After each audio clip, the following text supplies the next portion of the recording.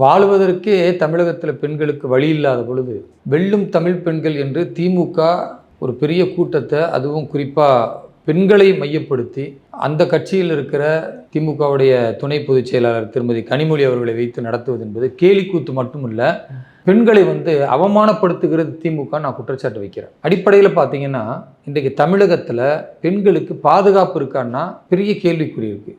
POCSO வழக்கில் கடந்த காலத்தில் இல்லாத அளவிற்கு மிக அதிகமான வழக்குகளை நாடு முழுக்க பதிவு செய்ததில் தமிழ்நாடு தான் நம்பர் 1. இப்போ பெண்களுக்கு எங்கே பாதுகாப்பு இருக்குது? பெண்கள் எப்படி வெல்ல முடியும்? பாதுகாப்பு இருந்தால் தானே வெல்ல முடியும். வெல்வதற்கு பாதுகாப்பே தமிழகத்தில் இல்லை. கல்லூரியில் படிக்கக்கூடிய பெண்களையும் திமுக கட்சிக்காரன் கற்பழிக்கிறான். அதே மாதிரி கோவையில் பார்த்தீங்கன்னா, ஒரு பெண் கல்லூரி மாணவி அந்த பெண்ணுக்கு பாதுகாப்பில் கற்பழிக்கப்படுகிறார். இதுக்கெல்லாம் கனிமொழி அவர்கள் என்ன பதில் கொடுத்தாங்க? மௌனம் தான் அவங்களுடைய பதில்.